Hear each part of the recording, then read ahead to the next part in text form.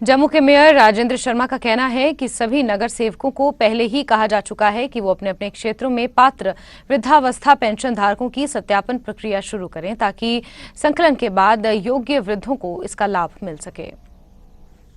में पेंशन लेने वालों को कई दिक्कतें पेश आ रही हैं और इन दिक्कतों को देखते हुए क्या कुछ कदम उठाया गया है। जम्मू म्युनिसिपल कॉर्पोरेशन की तरफ से मेयर जम्मू हमारे साथ मौजूद हैं। सर, जो पेंशन धारकों को जो दिक्कतें आ रही हैं उसके लिए क्या कदम उठाए?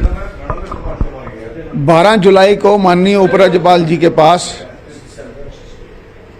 Mayor, deputy mayor, standing committee के चेयरमैन और माननीय पार्षद गए थे। उनके समक्ष हमने बात रखी कि लोग पेंशन ना मिलने से बहुत दुखी हैं।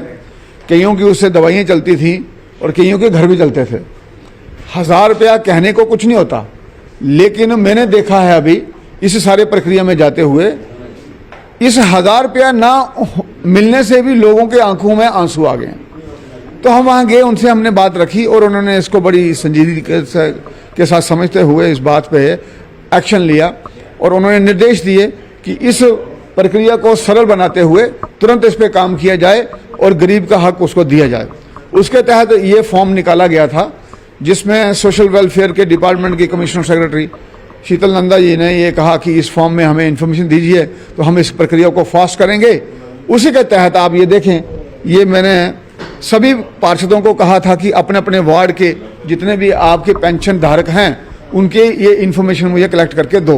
और मुझे खुशी है कि जो हमारी वॉलंटियर्स की टीम थी 10 लोगों की, उन्होंने एक दिन में ये सारी प्रक्रिया पूरी की और उसके बाद रात के 1:30 बजे तक यहाँ बैठकर 3 दिन इसकी सारी कंपाइलेशन की। और आज तो जो आपने ये लिस्ट तैयार की है, अब इन लोगों को ही पेंशन मिलेगी और जो पेंशन पहले इससे ले रहे थे क्या उनकी पेंशन बंद की जाएगी?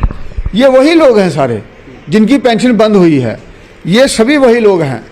और ये इन्फॉर्मेशन के बाद अब प्रक्रिया शुरू होगी उनका राशन कार्ड PHH का बनाने के लिए और इस इन्फॉर्मेशन के आधार पर उनकी वेरिफिकेशन होगी।